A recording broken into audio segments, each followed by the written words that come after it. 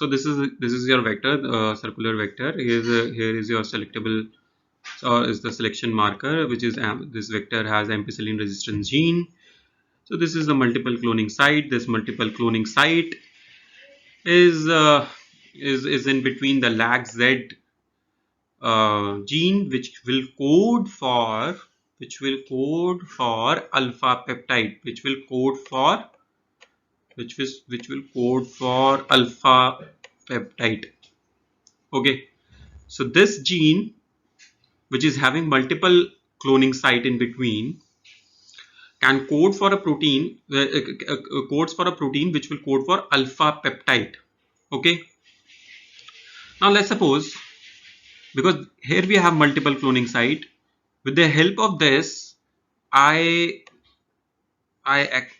inserted my gene of interest. So this is my insert, and because of this multiple cloning site, what I did is I digested this vector and I digested this insert with the same enzyme, restriction enzyme, through sticky and ligation. Through sticky and ligation, and with the help of T4 DNA ligase, I inserted this ligase here. So now this gene, my interest gene, is in this region. So now what will happen, that the LAG-Z, which was initially functional, and it can code for alpha peptide region, now because of this insertion it will become inactive. And what will happen, that it will not able to code this alpha peptide region, alpha peptide will not be coded. So yeah, so this is something that I wanted to tell in this slide. Now we will see what happens when we do transformation. So let's suppose this is your plasmid vector. Okay, so this was this light blue region. This light blue region is a region which has what we have just seen, that this is a region which has what, LAG-Z gene. Okay, and this is the multiple cloning site, and this is your foreign DNA that you want to insert now.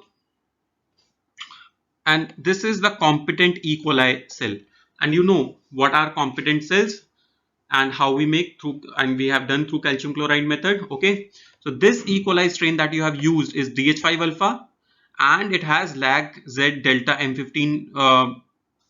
So this strain is a mutant for LAG-Z gene, and it codes for the omega peptide region. Okay, and or the rest of the amino acids except the deleted or the alpha deleted region. So this is the DH5 alpha strain. So what you are trying to do is that you want to insert this foreign DNA in this plasmid vector. So let's suppose here in this first case, the A, let's suppose I'm telling it as A. So this is A, this is B, second one, middle one, and this last one is C. So in this case, you were lucky that your insert foreign DNA got inserted exactly the region where you wanted it to be. So in this B case, the insert got ligated with vector but outside the LAG-Z region. So LAG-Z will remain functional here, and it will code for alpha peptide. And in this case there was no insert, so there was no ligation, no insert is there in C. Now what will happen? So whenever a bacteria takes up the foreign DNA, you call this what? Transformation. So we call it as transformation. The process through when the bacteria takes foreign DNA, we say it as process is called transformation. Okay, so first see A transformation. So what will happen, because the plasmid which is having our insert went inside the bacteria. Now this bacteria has LAG-Z delta M15, so it can only code for rest of the peptide region or the omega peptide region except the N-terminal region which is deleted in this strain. Okay, Now the plasmid which came, it has insert here in the lag Z region, which was the light blue region. So what will happen? The lag Z activity is lost. So the alpha peptide is not there. So the alpha peptide is not there in this case. So the complementation, that was supposed to happen, which was supposed to happen, is not going to happen. Because of which, what will happen? The functional beta galactosidase enzyme is not going to form. Remember what we have said, that for the functional enzyme to be formed, we have to give the N-terminal region from outside so that it can complement the omega peptide and the functional beta galactosidase enzyme can be formed. So once the beta galactosidase enzyme is formed, it can use XGAL, which is a chromogenic. So that enzyme can take the substrate which is XGAL, which is a chromogenic substrate, and when the XGAL reacts with beta galactosidase, it gives a blue color product. So, but in this case, because this LAGZ gene was disturbed because of the presence of this insert, so we'll not get the blue color, we'll get the white colonies. So we'll get the white colonies.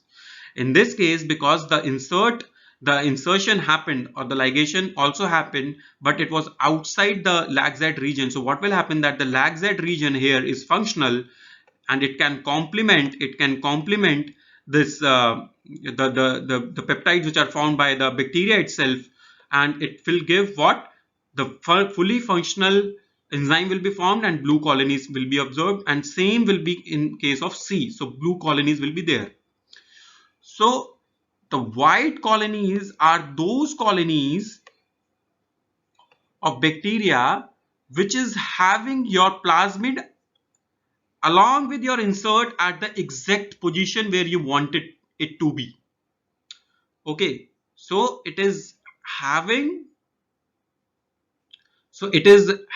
your insert at at the MCS region, so between the LAGZ region. So the region was disturbed, and alpha complementation pathway was or the alpha complementation process was not happened, and because of which you observed what? White colonies. So white colonies are the colonies which have your gene of interest, and blue colonies are those which do not, or which have your insert outside the region where you wanted it to be.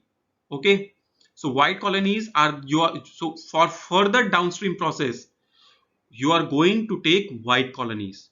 Okay, you are going to take white colonies. So how the chromogenic substrate came into picture? So suddenly XGAL came into the picture. So so let me tell you one thing, that when we make this plates, when we make LA plates, so what we do is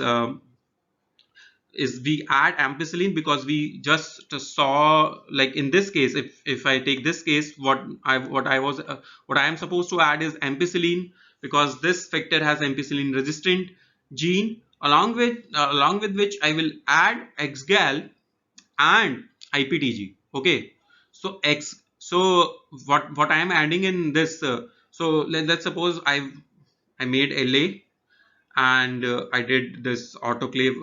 I did autoclaving of this LA, after which we know that it will solidify when it will cool. So before it gets solidify, we'll add ampicillin, we'll add IPTG, we'll add XGAL. So we know that the XGAL is a chromogenic substrate which will be acted upon by beta galactosidase, and it will give a blue color. Okay, what is the function of IPTG then? IPTG, okay, so the thing is, we have given the XGAL, so XGAL is going to give the blue colony. Okay, and where we know that the IPTG is just like your lactose, is an analog of lactose. So what it is going to do is, it's going to remove or it's going to bind to repressor. It will help in the transcription. So that is the whole and soul that we cover here.